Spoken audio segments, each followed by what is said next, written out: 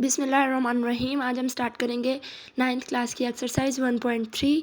सबसे पहले इसका क्वेश्चन नंबर 1 स्टार्ट करें। क्वेश्चन नंबर 1 में क्या कहा गया है? हमें कहा गया है कि हमने इनमें से वो मैट्रिसेस आइडेंटिफाई करने हैं जो एडिशन के लिए कंफर्टेबल हैं, यानी वो ऐड हो सकते हैं। एडिशन के लिए कंफर्टेबल कौन से मैट्रिक्स होते हैं? जैसे कि सपोज कर लें ABCD एक मैट्रिक्स है एंड 1 2 3 4 एक मैट्रिक्स है।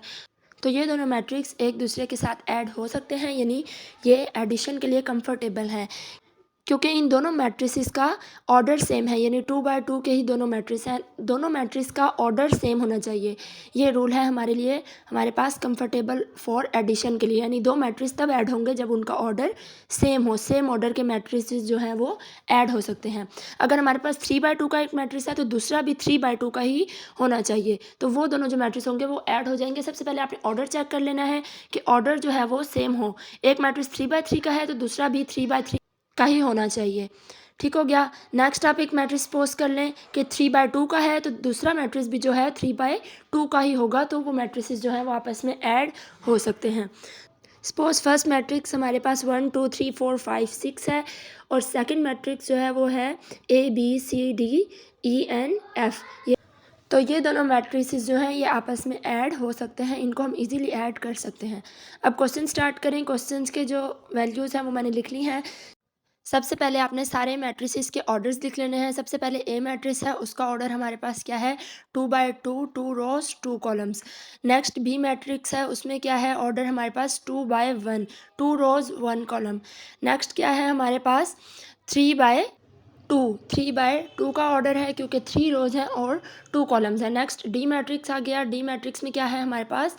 2 रोज एंड 1 कॉलम्स। 2+1 लिखा हुआ है लेकिन ये एक ही एंट्री होगी क्योंकि ये एक ही वैल्यू है। ठीक है। नेक्स्ट ई मैट्रिक्स आ जाता है हमारे पास, ये भी 2 by 2 का मैट्रिक्स है। नेक्स्ट एफ आ जाता है। एफ क्या है हमारे पास? 3 by 2 का मैट्रिक्स, 3 रोज 2 कॉलम्स। इस तरह से सबसे पहले आपने ऑर्डर्स लिख लेने हैं, फिर जिन मैट्रिसेस के ऑर्डर्स मैच हो रहे होंगे वो हमारे पास क्या है? कंफर्टेबल फॉर एडिशन है, यानी कि वो मैट्रिसेस जो हैं आपस में ऐड हो सकते हैं। सबसे पहले आप देख लें कि कौन कौन से मैट्रिक्स जो हैं उनके ऑर्डर सेम है। ए एंड ई मैट्रिक्स के ऑर्डर सेम है, बी एंड डी मैट्रिक्स का ऑर्डर सेम है, सी एंड एफ मैट्रिसेस का ऑर्डर। अब आप मैट्रिसेस के नेम लिख लें, ए एंड ई। ठीक हो गया। फिर नेक्स्ट हमारे पास कौन से दो मैट्रिक्स हैं? बी एंड डी मैट्रिसेस के ऑर्डर सेम है और उसके बाद लास्ट जो है वो है C and F. C and F matrices के ऑर्डर्स जो हैं वो हमारे पास सेम है, इसलिए ये ऐड हो सकते हैं, यानी कि ये कंफर्टेबल फॉर एडिशन है। क्लियर हो गया। उसके बाद नेक्स्ट हमारे पास क्वेश्चन है क्वेश्चन नंबर 2। क्वेश्चन नंबर 2 में हमें कह रहे हैं कि हमने क्या फाइंड करना है? एडिटिव इन्वर्स फाइंड करना है। एडिटिव इन्वर्स से क्या मुराद है? एक मैट्रिक्स है सपोज LMNNO, ये हमारे पास एक मैट्रिक्स है। इसको हमने एडिटिव इन्वर्स इसका लेना है, तो वो कैसे लेंगे कि इसकी सारी एंट्रीज के साइन जो हैं वो चेंज कर देंगे। एडिटिव इन्वर्स का क्या मतलब है कि अगर एक मैट्रिक्स हमारे पास है तो उसका एडिटिव इन्वर्स वो मैट्रिक्स होगा जिसको हम उसमें ऐड करें तो हमारे पास नल मैट्रिक्स आए, यानी कि सारी एंट्रीज उसकी ज़ीरो हों। ठीक हो गया। तो ए अगर आपके पास मैट्रिक्स है तो बी उसका एडिटिव इन्वर्स तब बनेगा जब हम उसको दोनों को ऐड करें तो हमारे पास ज़ीरो मैट्रिक्स आए, यानी नल मैट्रिक्स उसका आंसर आए। यहाँ पे जो ओ है वो क्या शो कर रहा है कि जो आंसर में मैट्रिक्स आएगा वो नल होगा। अब अगर आप इन दोनों मैट्रिक्स को ऐड करते हैं तो वो हमारे पास आंसर क्या आएगा? नल मैट्रिक्स, यानी सारी एंट्रीज जो हैं वो ज़ीरो होंगी। ठीक हो गया। अब हम नेक्स्ट इसके क्वेश्चन सॉल्व करते हैं। क्वेश्चन में आपने सिर्फ जो एंट्रीज होंगी उनके साइन चेंज कर देने हैं। सबसे पहला मैट्रिक्स हमारे पास है 2 4 -2 एंड 1, तो इसका एडिटिव इन्वर्स क्या आएगा? -2। -2 है तो 2 लिख देंगे, 4 है तो -4 और 1 है तो -1, यानी सारे एंट्रीज के साइन चेंज हो जाएंगे। -1 -2 एंड -3। उसके बाद ज़ीरो का साइन चेंज नहीं करते, ज़ीरो का कोई भी साइन नहीं होता। -1 है तो +1 हो जाएगा, -2 है तो 2 हो जाएगा और -1 1 -3 एंड -1, ये क्या है हमारे पास? इसका एडिटिव इन्वर्स है। उसके बाद नेक्स्ट है सी में आपने क्या करना है? -4 और 2 हो जाएगा, ये इसका एडिटिव इन्वर्स आ गया। नेक्स्ट आपके पास जो डी है वो क्या है? -1 -3 से +3 -2 0 2 एंड 1। ज़ीरो का कोई भी साइन नहीं होता, ज़ीरो में आपने कोई भी साइन यानी कि माइनस या प्लस साथ नहीं लगाना। ठीक हो गया। उसके बाद ई है। ई में क्या है? ये वैसे हमारे पास एक आइडेंटिटी मैट्रिक्स बन रहा है क्योंकि डायगोनल एंट्रीज 1 है, 1 का साइन आपने -1 कर देना है। ठीक हो गया। उसके बाद क्या है, √3 है माइनस √3 -1 है तो ये +1, उधर क्या है 1 है तो -1 हो जाएगा और ये क्या हो जाएगा माइनस स्क्वायर रूट या √2। इस मेथड से जो है आपने एडिटिव इन्वर्स फाइंड करना है। बहुत ही ईजी है, कोई भी इसमें जो है वो मुश्किल नहीं है। ठीक है। उसके बाद है क्वेश्चन नंबर 3। क्वेश्चन नंबर 3 में क्या है, क्वेश्चन नंबर 3 में हमारे पास 4 वैल्यूज़ है और डिफरेंट कंडीशंस हमें दी हुई हैं, उसके अकॉर्डिंग हमने वो सॉल्व करने हैं। जैसे ये पहला क्वेश्चन है ए प्लस और आगे मैट्रिक्स लिखा हुआ है, वो हमने सॉल्व करना है। ए की जगह जो ए मैट्रिक्स है वो लिखना है, वो पुट करना है। -1 2 2 एंड 1 जो है वो हमारे पास ए मैट्रिक्स है और साथ आपने जो गिवन मैट्रिक्स है वो लिख देना है 1 1 1 एंड 1। सिंपली इनको ऐड कर देना जैसे हम आम जो है मैथमेटिकल ऑपरेशन में ऐड करते हैं। सिंपल एडिशन है, कोई इसमें रॉकेट साइंस या कोई मुश्किल नहीं है। सबसे पहले -1 +1 2 +1 2 +1 एंड लास्ट वाला है 1 + 1। अगर आप इसको डायरेक्ट भी करना चाहें तो आप डायरेक्ट भी कर सकते हैं, अगर आपको मुश्किल लगती है तो आप इसको एक स्टेप भी ऐड करके कर सकते हैं। ठीक हो गया, बहुत ही ईजी है। इसके बाद नेक्स्ट जो क्वेश्चन है आपके पास वो क्या है, b + -2 एंड 3 मैट्रिक्स है। ठीक है। इसमें आपने b को ऐड करना है, b की वैल्यू 1 और -1 लिख लेंगे और साथ -2 और 3 लिख लेंगे और इसको भी सिंपली जो है वो ऐड कर देंगे। ठीक है। 1 और प्लस माइनस माइनस है तो 1 -2 क्या आता है हमारे पास -1 और नेक्स्ट हमारे पास क्या है -1 + 3। आप इसको अगेन डायरेक्ट भी कर सकते हैं। ठीक है।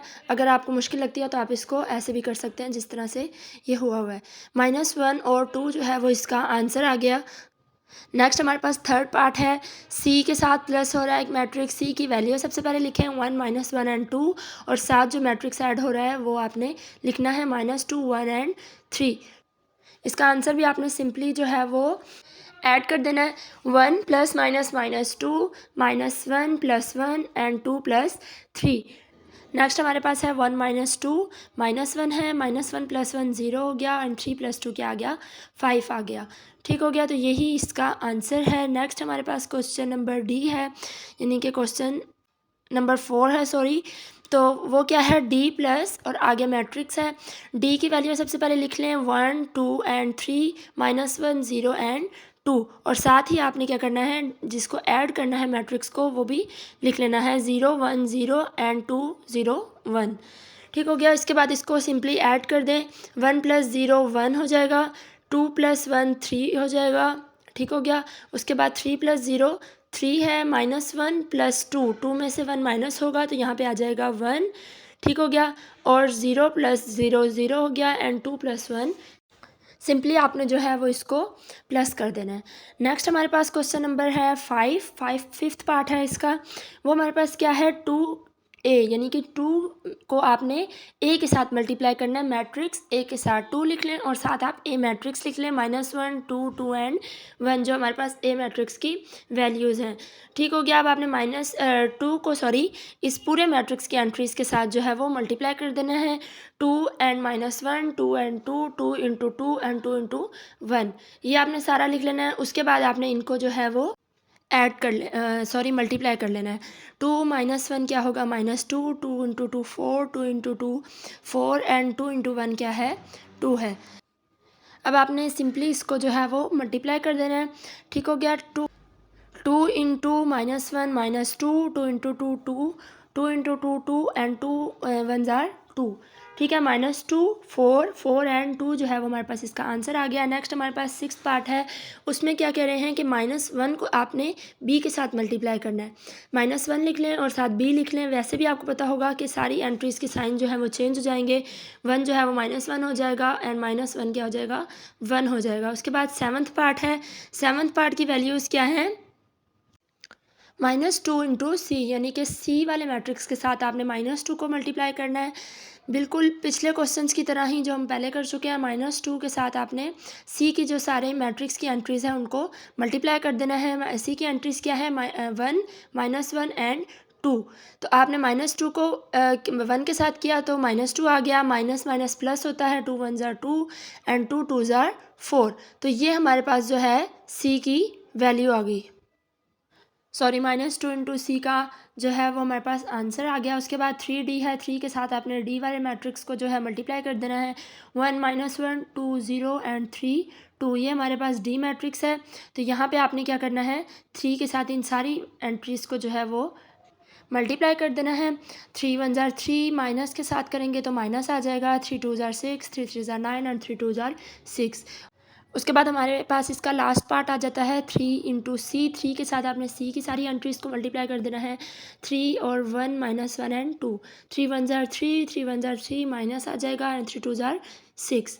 तो ये हमारा जो है क्वेश्चन नंबर 3 वो सॉल्व हो गया है। उसके बाद आपने क्वेश्चन नंबर 4 स्टार्ट करें। क्वेश्चन नंबर 4 में हमसे क्या कहा जा रहा है कि आपने सिर्फ सिंप्लीफाई करना है मैट्रिसेस को, यानी जो ऑपरेशन उन्होंने हमें दिया हुआ है एडिशन का, सब्ट्रैक्शन का, वो आपने बस सॉल्व करना है।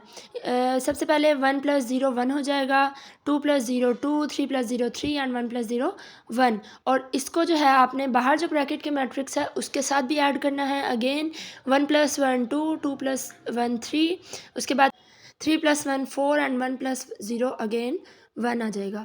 ठीक हो गया। उसके बाद नेक्स्ट हमारे पास सेकंड पार्ट है। सेकंड पार्ट में आपने क्या करना है, पहले राइट साइड वाली जो है आपके पास दो मैट्रिसेस, उनको जो है वो माइनस करना है और फिर जो फर्स्ट वाला है उसके साथ ऐड करना है।